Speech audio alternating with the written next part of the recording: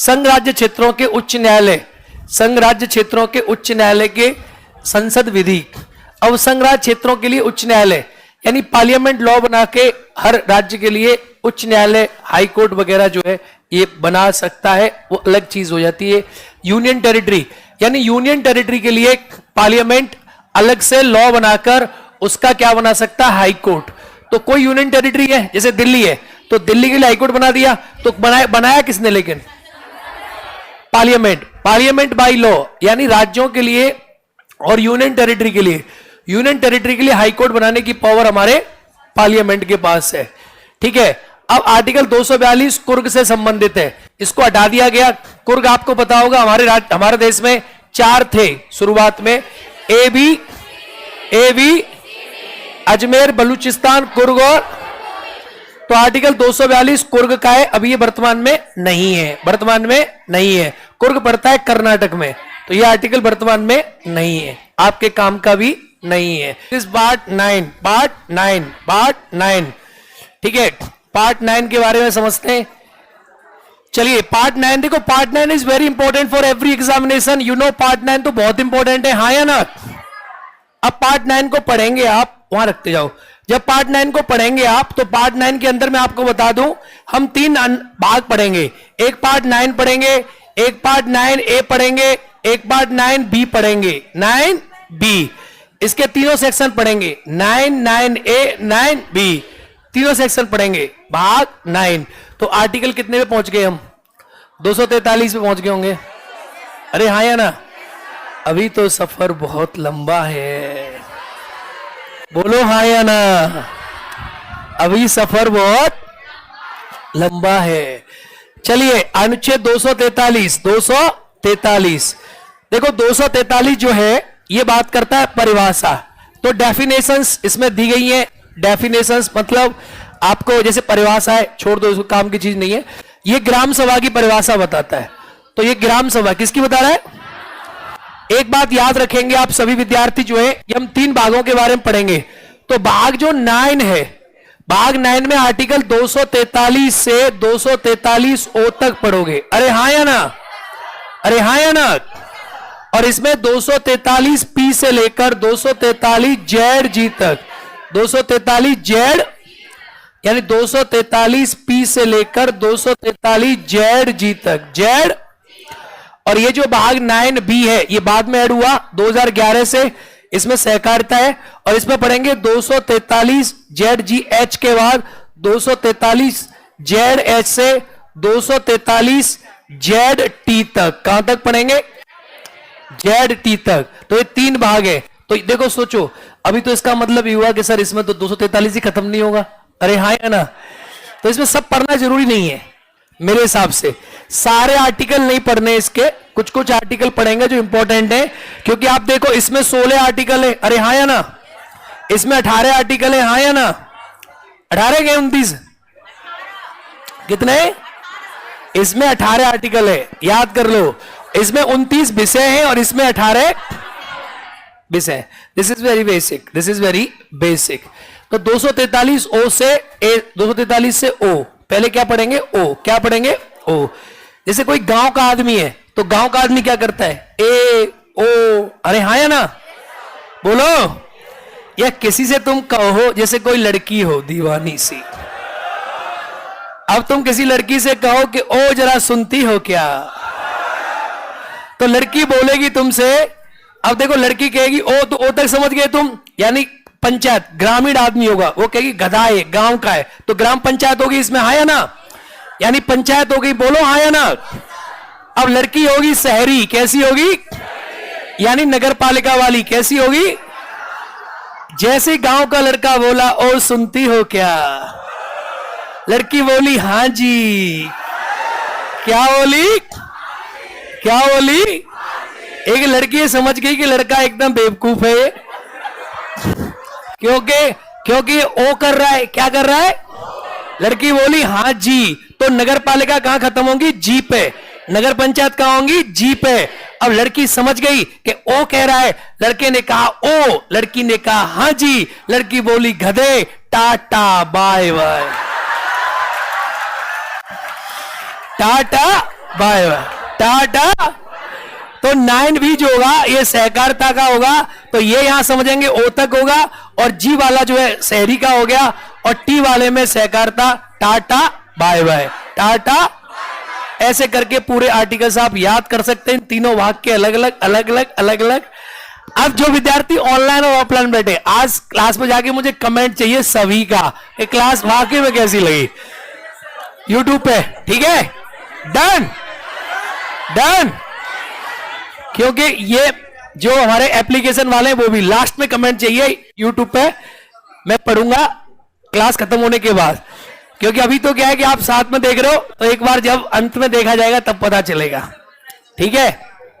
चलो tata bye bye tata bye bye. अब सुनेंगे तो यहां पहले पंचायत के बारे में पढ़ लें। तो ग्राम सभा का आर्टिकल इंपॉर्टेंट है कि ग्राम सभा का आर्टिकल इंपॉर्टेंट है कि ग्राम सभा कब बनती है।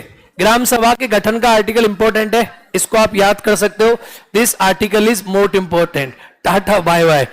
243 बी पंचायतों का गठन, ये ग्राम सभा का है और ये पंचायतों का गठन है, बहुत इंपॉर्टेंट नहीं है। आप देखो बताऊं क्या याद करना है, ये ग्राम सभा का है, इंपॉर्टेंट है इंपॉर्टेंट नहीं है। ये पंचायत का गठन किया जाता है, पंचायतें होती हैं, पंचायतों के 3 प्रकार होते हैं, आपको पता है। हमारे देश से पंचायतों का इतिहास पता है, 73वें संविधान संशोधन के द्वारा पंचायतें आप जानते ही हैं। पंचायतों के लिए बलवंत राय मेहता समिति, पंचायत में त्रिस्तरीय की बात करी गई है। तो अब आप पंचायतों में संरचना सी जो है ये में आप 3 प्रकार की है, यहां आप देख सकते हैं, थोड़ा इंपॉर्टेंट है।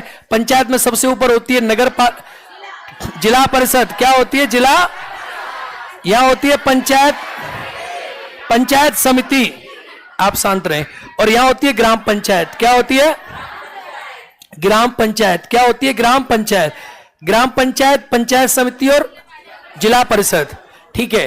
अब इंपॉर्टेंट आर्टिकल कौन सा है, मोस्ट इंपॉर्टेंट आर्टिकल पंचायत का तो है, तो वो है आर्टिकल 243 डी।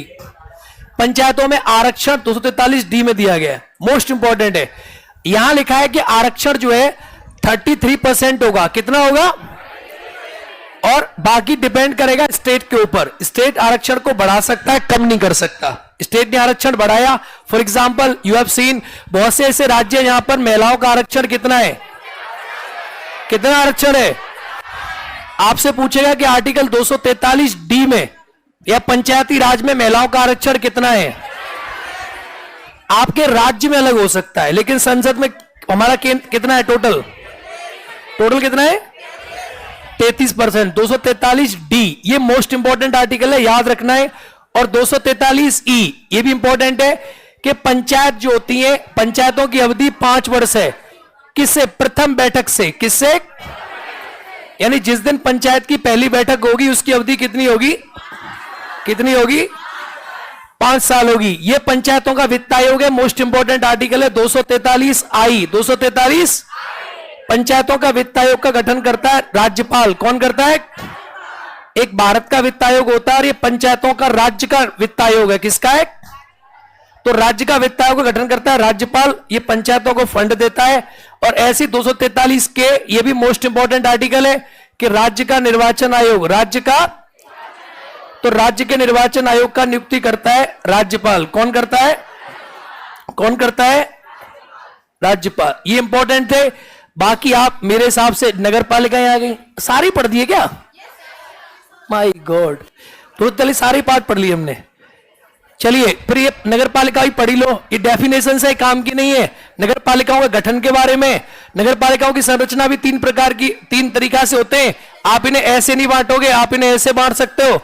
आपको जानते हैं पहले नगर पंचायत होती है, नगर पंचायत जो है गांव और शहर के बीच की है। इसके बाद आप जानते हैं नगर परिषद यानी काउंसिल, क्या होती है, नगर परिषद काउंसिल, और फिर होती है नगर निगम, क्या होती है, म्युनिसिपल कॉर्पोरेशन। यहां मेयर बैठता है या पार्षद बैठता है और यहां नगर पंचायत के मेंबर, हाँ या ना। पंचायत नगर पालिका में आरक्षण का आर्टिकल मोस्ट इंपोर्टेंट है 243 टी, 243 यानी इनमें भी आरक्षण 33% है, और पंचायतों में 243 डी, और यहां क्या है टी, यहां क्या है टी, 243 टी, यहां 243 टी है और वहां 243 डी है, समझ गए। चलो आगे आओ। जिला योजना समिति। देखो डिस्ट्रिक्ट प्लानिंग पढ़ाई होगी मैंने, इंपॉर्टेंट चीज है, इसको इंपॉर्टेंट है जिला योजना समिति, इंपॉर्टेंट है 243 ZD। हर डिस्ट्रिक्ट में डिस्ट्रिक्ट प्लानिंग एक कमेटी होती है, बस इतना ही याद रखो, ज्यादा नहीं। महानगर में भी होती है, तो ये बहुत काम की नहीं है, आप इसे छोड़ सकते हो। महानगर में भी महायोजना समिति होती है। सहकारी समितियां 9B, कौन सा पार्ट आ गया? यानी हमने जैसे आपको बताया था कि भाग 9 को बांटेंगे ZC से ZT, आ गया नहीं आया? टाटा टाटा पहले क्या कहती है? ओ पहले क्या कहता है? वो क्या कहती है? जी। वो क्या कहता है? और वो क्या कहती है? और फिर क्या है? टाटा। याद हो जाएंगे पक्का? अगर याद हो गए ना, अगर तुम्हें यही याद हो गया कि 9 9A 9B, तो याद रखना किसी न किसी एग्जाम में, मेंस प्रीलिम्स में, इससे क्वेश्चन तुमसे एक साल के अंदर कई बार टकराएगा, कई बार। ये बहुत इंपॉर्टेंट चीज है, बहुत इंपॉर्टेंट। 97 में संविधान संशोधन 2011, ये बहुत इंपॉर्टेंट है। सहकारी समितियां, कोऑपरेटिव सोसाइटीज, सहकारी समितियां लिखवाई है, सहकारी समितियां लिखवाई। सहकारी स्किप कैसे कर सकते हैं? चलो आप इसमें कुछ नहीं लिखना है, बस यही लिखना है कि सहकारी समितियां अनुच्छेद 243 ZT तक होती है। सहकार लिखी है तुमने?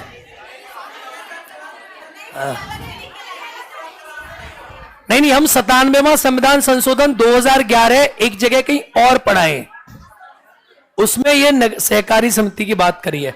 तो सहकारी समितियां समझ गए, इसमें कुछ आपको पढ़ना नहीं है, ये कोई काम का नहीं है, बस इतना याद रखना है इसके आर्टिकल। अब आता है पार्ट 10। क्या आता है? पार्ट भाग 10। लो, उसमें कुछ था भी नहीं, बस उतनी चीज लिखनी थी, बस उतना ही है, एक ही स्लाइड में है वो। सही लिखवाएं, बहुत सही, इतना ही लिखना था। हेडिंग यही लिखा है ना, इतना ही याद करना है कि कब जोड़ा गया था और इसमें कितने आर्टिकल हैं, बस इसके अंदर और कुछ है ही नहीं।